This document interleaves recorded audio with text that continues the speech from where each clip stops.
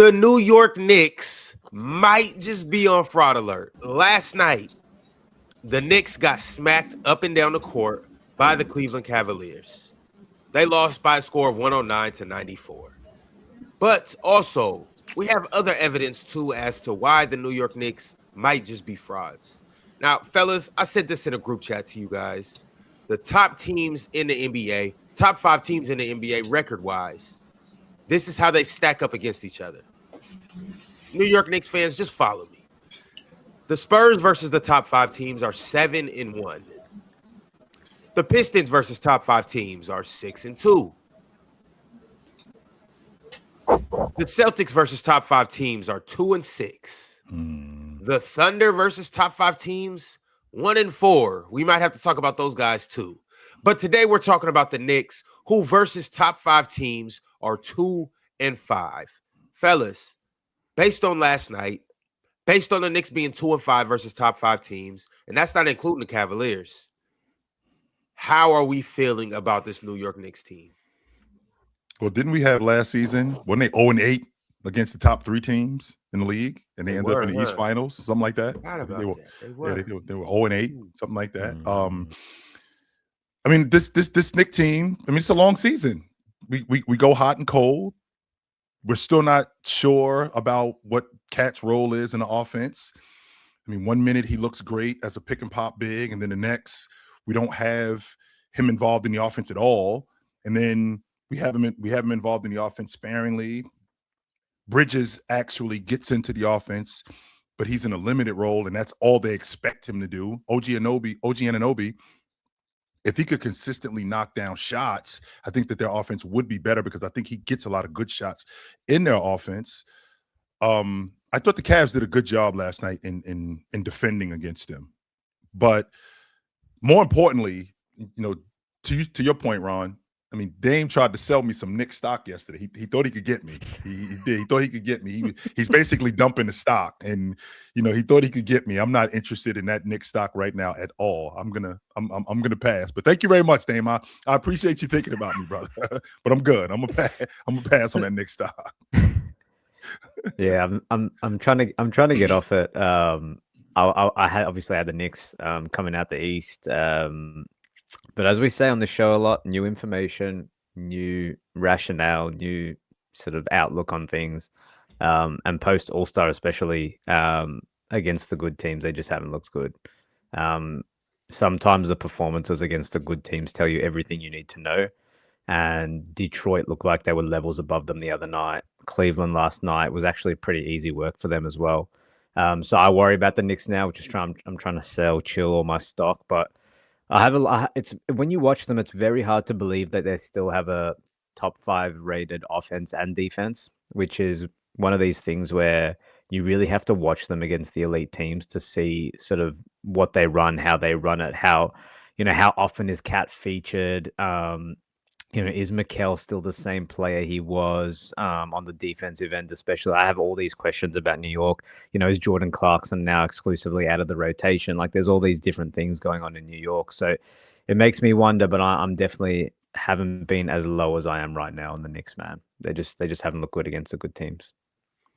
Gifted, I can appreciate the Knicks losing to Detroit. I can, because, when you're playing against some of the better teams in the league, like, they're going to be dogfights. What I don't appreciate is ass whoopings on a regular.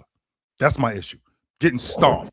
And Detroit has stomped them every time that they've played them. Every time that they've seen them, they've kicked their ass. And that is concerning to me. I know that the regular season can be a bit tricky. We saw a couple of years ago, Minnesota, how many times they beat Phoenix in the regular season, and they ended up sweeping them in the playoffs, right? We saw last year with the Knicks. I mean, they were 0-8 against the top 3 seeds. They hadn't beat Boston one time last year in the regular season, and they ended up beating them in the playoffs. But I watch when they play against Detroit, for example, and how Detroit just dominates them. And the stuff that they do, I'm thinking to myself, that stuff looks like it could translate to the playoffs, and that concerns me. Chill, I'm with you, right? So the problem I have with the Knicks is I don't look at matchups in the regular season and say, okay, that's who you'll for sure be in the playoffs. But schematically, if your 2 best players are defensive liabilities, that's going to be a problem to try to make up for. And there's other teams that just have more depth than them in the Eastern Conference. I think that's the real issue. Losing in that way isn't fun, obviously, but we've seen teams dominate a team the entire regular season, and then in the playoffs, they don't win a game, right? So I'm not going to let that fully sway my opinion, but I'm just not a fan of their two best players being liabilities on that end.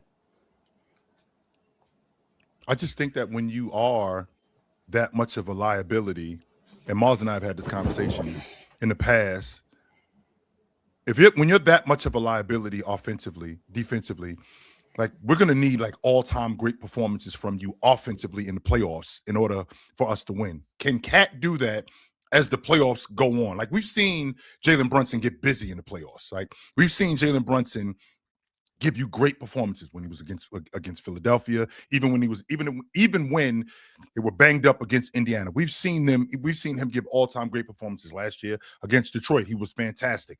The question is if you're talking about winning the NBA championship, if you're talking about going deep into the playoffs, with these two guys being that much of a liability, can we see the both of them as a collection give us Joker Jamal Murray performances in the postseason? Yes, Mars, because that's what it's going to take in order for them to win it. That's what it's going to take because they are that bad defensively. Then they're not going to win. Then they're not going to win it. Mm-hmm. It's too much. That's a lot, man. Hey, Chilla, you brought up Cat. One of my major concerns with the New York Knicks is they just don't feature him enough. Now, I don't know if this is a Cat thing. I don't know if this is Cat being passive, or I don't know if this is a Knicks thing. I don't know if it's a Mike Brown thing. I don't know if it's it just has to go through Jalen Brunson. I don't know if they just don't respect Cat. I don't know what it is, but for Cat to play 29 minutes last night and only shoot 5 shots, and you know what's even more funny than him just shooting 5 shots? What's that, Ron? He went 5 for 5. Didn't miss a shot last night, by the way. He didn't miss one shot. No, he didn't. Is that not alarming? Am I tripping? Yes, absolutely. Well, Ron, efficiency merchants will tell you that that's a great thing, But my thing is if you go 5 for 5, then you got to, you know what I'm saying? You already know how I feel. Shoot 10. You got to shoot 10. You got to shoot 11. You got to shoot 12. You got to if you're 5 for 5, you got to shoot it till you break it. So it's insane. That's insanity. But Ox, when we have trips where, and this happened last night, and this has been a reoccurring theme with the New York Knicks. Ox, we have trips where he doesn't touch it in 3 or 4 trips. Forget getting shots. He doesn't touch the ball 3 trips. And I think that Cleveland did a good job defensively. I thought their rotations were really good last night. One of their biggest beneficiaries is been Jared Allen since James Harden has gotten there. With that being said, though, Ox, when my big man is not touching the ball, I ain't even talking about shooting, Ox. I'm talking about my big man ain't touching the ball 2, 3 trips. It's hard to stay in rhythm and it's hard to stay engaged in the game, especially when I'm that type of offensive player. It's hard to stay in rhythm and stay engaged in the game. On the offensive end of the floor? Yes, especially when I'm that type of offensive player. And I feel like with him, which, Ron brought this up, and I got a question for the panel. I feel like with Cat, he's that kind of player where you could lose him. And I know how you feel about that, Ox. Guys crying, and I know how you feel about that. But it's a real thing. You could lose a player who, when I'm not involved in the offense as much as I should be or as much as I could be, and that can definitely be a detriment to your unit. But I got a question for you guys. Go ahead. Go ahead. No, well, I do want to hear your question. I just want to kind of respond to that. Sure. It's just for my thing. It's not even so much about losing you. Like we can't lose you. In the grand scheme of a basketball game, because you haven't touched the ball in a while or shot the ball in a while. But that's why I feel like the offensive schemes have to be more interactive. You know what I mean? It has to be more, instead of, less watching Jalen Brunson or whoever and more getting everybody involved. And that, because my thing, Chill, and we've talked about this before, it's the off-ball movement, the screen setting, the getting the ball and moving the ball. and also just being engaged on the defensive end, that should be able to keep you in rhythm to where next time you catch the ball open, you're ready to shoot the basketball. You know what I mean? But regardless of all of that, Chill, 5 shots is a problem, and it's not only a Mike Brown problem, like Ron said. It's not only a Knickerbocker problem. It's a Karl Anthony Towns problem as well. You know what I'm saying? If you consider yourself the best big man shooter of all time, if you consider yourself one of the better scorers in the NBA, you have to address that early and often. You have to let them. I need to be shooting 5 shots a quarter. And that's a fact. You know what I'm saying? And you need to make sure that everybody in that Knickerbocker uniform understands that. Give me the basketball. You know what I'm saying? Especially Jaylen Brown. But you just said Jalen Brunson. My bad. Especially Jalen Brunson. And here's the thing, Chill. Like, there's no way that Mikal Bridges should shoot 17 shots and Cat shoots 5. Especially when he no got way going Josh like Hart that, should Ron. shoot 11. Cat shoots 5. Especially when he got no going way like Cat that. should be shooting the same amount of shots as Landry Shamet, Jose Alvarado, and Mohamed Diawara. If those were good shots, though, 7 minutes, shot the same amount of shots, it don't make sense. Well, like you know how Detroit starts the game? It doesn't make sense, though. It doesn't make sense when other bigs around the league who are significantly less talented and skilled than Cat are getting featured more. Like Jarrett Allen, I told you guys the other day this. Like Jarrett Allen, watching Harden feed that man the ball when he's very limited offensively. And then you watch the Knicks, and for quarters on end, Cat's not involved at all, is unacceptable, man. Cat is averaging only just under 14 shots a game on the season. And the problem is he's not playing next to a point guard who's going to get him easy looks. So it's on Mike Brown to try and get him some of this stuff or some of this action, because your point guard's not actively looking to always give you the basketball. And that's what makes it difficult. And Chill, to your point, he's got some of that DeAndre Ayton in him. Whereas if he's not featured in the offense, he almost just accepts it. And he'll stand in the corner for 5, 6, 7 possessions in a row. And you forget he's on the court when he's a guy that should be getting touches in the post, getting open shots, being in the pick and roll, being a decision maker, maybe in the role when they blitz the point guard. Like, there's so many different ways you can use Cat because he's so skilled, but they refuse to do that. I think it's on Brunson too, man. You got to get your big man the ball sometimes. Like, I love Brunson, but like, to me, there's only so much standing around watching I can do if I've got a skilled big man like that next to you. He just said, I just want to make sure I heard Damian correctly. Damian, you said 14 shots a game. Ox, that's 3 shots a quarter.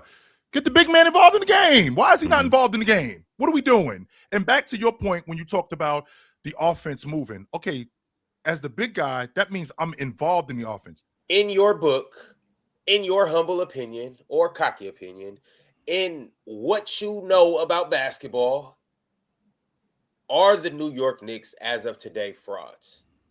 Would you label them frauds? Mars. No. Damien? No, I'm not gonna. I know I'm trying to sell Chill some stock, but I'm not there yet. I'm not buying it neither. Thank you very much, but I'm good. Thank you very much. Frauds is too far. Gifted? No, they're not frauds. They're flawed. Real talk? What do you mean by the question? Frauds as far as what? Can they win it? Can this team win the NBA championship? Are we going to see them in June? Why are you a fraud if you can't make the finals, though? Yeah, they can get there. The reason why is because this is where we are. Let's be clear about this. Let's be clear about this, Gifted. Before the season started, there were people who looked at the New York Knicks as they weren't a playoff team. They were a championship contender, right? This is a team that some people have, for lack of a better term, gifted a trip to the NBA championship. So that's true. Are they good enough to get there? Winning it, I think that's something different. But are they good enough to get there? Yeah, they can definitely get to the championship. It's the panel. Religion get built on cam. Where the chat throw smoke and the host go ham. You ain't never seen hoops out hit the raw. Every take got weight, every night we drop. This that barbershop. Courtside, worldwide tone. Welcome to the only show that really feel like numbers jumping like the score.